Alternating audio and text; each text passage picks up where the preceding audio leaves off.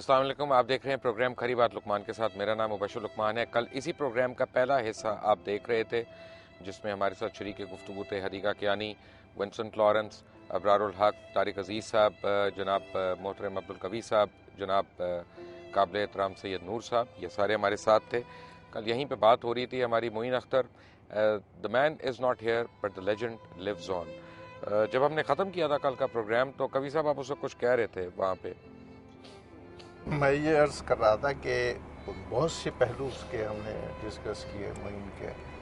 एक जब इंसान इस मकाम पर होता है तो उसकी कुछ वजूहात भी होती हैं, और जब ज़माना इतना असर आता है और उसे महसूस भी होता है तो वो और मेहनत करता है, और उसमें एक ताकत भी शामिल होती है जो उसकी हेल्प कर रही होती है। वो दीनी आदमी भी बहुत था, बिल्कुल हमारे सुल्तान राही की तरह। कि सुल्तान राही जो था वो बहुत दीनी मुखैर आदमी थे। जी हाँ, बहुत ज़्यादा।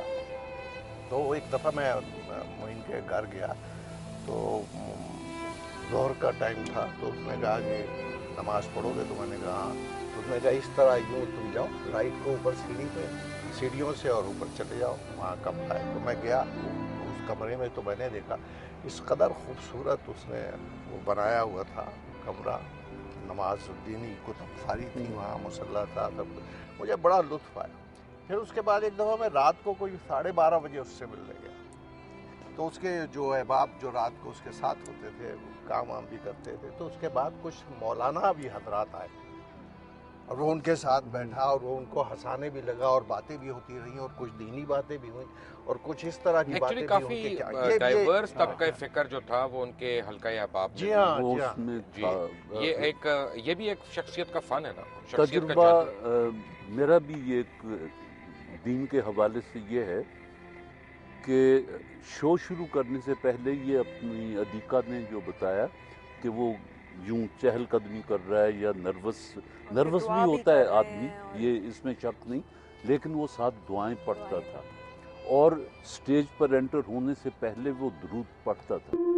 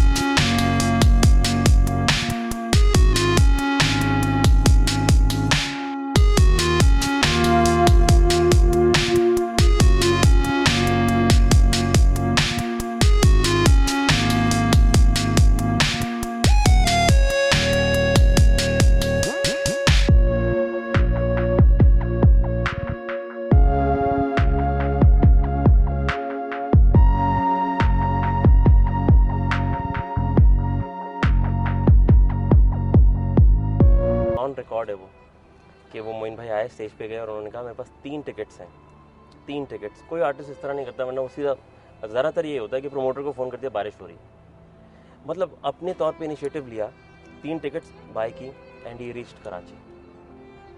मतलब इससे ज़्यादा कमिटमेंट क्या होगी पाकिस्तान में। ये जो कवि ने एक बात कही है कि इनमें से बहुत से लोग जब अपने आखिरी सफ़र पर होते हैं तो अखबारात में उनके लिए अपीलें और ये वो शाये होती हैं जिस पर पूरी बरादरी का सर जो है वो नदामत से झुक जाता है। मुइन की ज़िंदगी को सामने रख लें और बहुत से दोस्त जो बिछड़ गए या जो बिछड़ जाएंगे, सबक ये लेना चाहिए कि जब आप उरूज पर होते हैं और ज़माना आपकी तरफ यूं देखता है और उसकी सर की पगड़ी गिर रही होती है, ये हर आर्टिस्ट, बड़े आर्टिस्ट पर ये वक्त आता है कि जहाँ तक पहुँचता है फिर रफ्ता रफ्ता सूरज की तरह ढलना शुरू हो जाता है। मुइन की ज़िंदगी ही से ये सबक हासिल कर लें कि यहाँ पे एक प्रॉब्लम है, मैं थोड़ा सा आप लोगों से मैं इख्तलाफ करूँगा अगर आप इजाज़त दें। आपसे छोटा हूँ उम्र में, तजुर्बे में, लेकिन मैंने ये देखा है, मैं आपको चलें ऐसी एग्जांपल्स देता हूँ कि जो आप सारे मानेंगे भी। मेहदी हसन साहब हैं, यानी आप उनकी एग्जांपल ले लें जी, नूरजहां की एग्जांपल ले लें। इनसे ज़्यादा कॉपीराइट वायलेशन किसी मुल्क में किस आर्टिस्ट की हुई होगी? अगर आप अपने आर्टिस्टों का नहीं, मेरी एक अर्ज सुन मैं समझ गया, इस्तेसाल ना करें और उनको जेन्युइन उनके हकूक मिलते रहें, उनकी रॉयल्टीज़ उनको मिलती रहें, उनको रीरन्स उनके मिलते रहें, तो यहाँ पे कोई आर्टिस्ट जो चाहे भी तो गरीब नहीं मर सकता। मैं आपसे मुत्तफिक हूँ,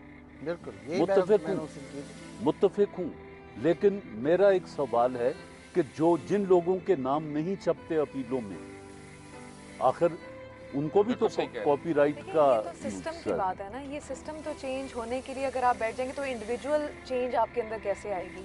आई do agree with him as well कि मुझे इतना याद है कि 10 साल से तो मोइन भाई मुझे हर शो पे ये पूछते थे कि हदीकू ये फील्ड बहुत जालिम है, और ये these were actual words of Moin भाई कि ये फील्ड बहुत जालिम है। आप सुने, आप अपनी और अबरार की एग्जांपल ले लें, मैं आप दोनों मैं लेकिन उनकी बात कर रही हूँ कि उन्होंने मुझे हमेशा ये बात कही कि हदीका ये फील्ड बहुत जालिम है, अपने लिए घर बनाया। तो मैं आगे से मेरा जवाब होता था कि नहीं मोइन भाई अभी नहीं बनाया, लेकिन बना लूँगी। नेक्स्ट टाइम हदीकू घर बनाया, नहीं बनाया। 4 साल पहले जब मैंने घर बनाया अपना, तो मैंने मोइन भाई को जब बताया तो Moin he was so happy कि जिस तरह एक फैमिली मेंबर, जैसे आपका बड़ा भाई या बाप जिस तरह खुश होता है ना। आर्टिस्टों ने सोचा भी और अहबाब तक ये बात पहुंची भी, तो इत्तेफाक की बात है कि हमारे वहाँ तरजीहात में जो आखिरी कोई बात होती है कि अगर कभी वक्त मिला तो वो होती है उसको देख लेंगे फनकार को, कोई पीछे अगर।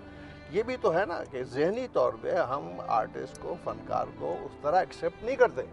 आपके सामने मिसाइल है, आप देखें, आपको नहीं पता, आपने ही प्रोग्राम किया था कि जमील फखरी के बेटे की जब लाश आई थी और ये मेरे सामने का वाक़या है, वहाँ एयरपोर्ट पर रहमान मलक वगैरह सब बैठे थे, और जब जमील फखरी को वो लिफाफा दिया गया तो उसने उस लिफाफे को खोला भी नहीं था, और उसने कहा इसको एज इट इज़ आप वो जो हमारे फनकारों की एक बन रही है वेलफेयर ट्रस्ट, उसमें डाल दीजिए बस। और उन्होंने वादा किया था कि आप बस अनकरीब सब कुछ हो जाएगा। मेरा ख्याल है वो मेरी ज़िंदगी में बहुत दफ़ा ऐसा कुछ होता रहा है, वो शायद आखिरी दफ़ा था, उसके बाद मज़ीद कुछ नहीं हुआ। जो एक कमिटमेंट हुई थी और सबको पता है कि लो भाई अब एक ऐसा वेलफेयर बन जाएगा जिसमें ये गुफ्तगू करने की हमें ज़रूरत ही नहीं होगी कि मेहदी हसन जैसा फनकार को सामने लाया जाता है या जो कुछ भी ऐसा है। हमें तो बड़ा अफसोस होता है, दुख होता है कि क्यों। आप एक काम करें, मैं कवि साहब मैं आपको एक अर्ज करता हूँ माजरत के साथ, तारिक भाई माजरत के साथ एक अर्ज करता हूँ। मैं गुलकार इसलिए कह रहा हूँ कि 2 गुलकार बैठे हैं यहाँ पे। आपके जितने FM चैनल्स चल रहे हैं ना इस वक्त, उनसे कहें जायज़ रॉयल्टी देना शुरू करें, यारपति बन जाएंगे। हाँ, ओवरनाइट चोरी हम लोग करें और फिर आर्टिस्ट को कहें कि फाइनेंशियल मैनेजर अच्छा नहीं है। कानून ऐसा ये कानून हुकूमत का काम है नाफिज करना, वही हुकूमत जो वहाँ पे वेलफेयर ट्रस्ट बनाने के लिए आ रही है। लेकिन फिर बात उनकी भी ठीक है ना कि आर्टिस्ट को वो दर्जा जब देते ही नहीं है तो फिर उसको एक्नॉलेज ही नहीं कर रहे, तो फिर उसको अब ये बहस और तरफ जा रही है कि अगर आप, इसीलिए यहाँ पे एक छोटी सी ब्रेक लें। आप 48 साल जो हमने काम किया PTV पे उसकी रॉयल्टी दिलवा दीजिए। ब्रेक से जब आएंगे तो मोइन अख्तर साहब के घर चलेंगे और देखेंगे उनके घर में उनका कौन सा फैमिली मेंबर इस वक्त हमसे बात करते हैं। But all of that after break, take a break.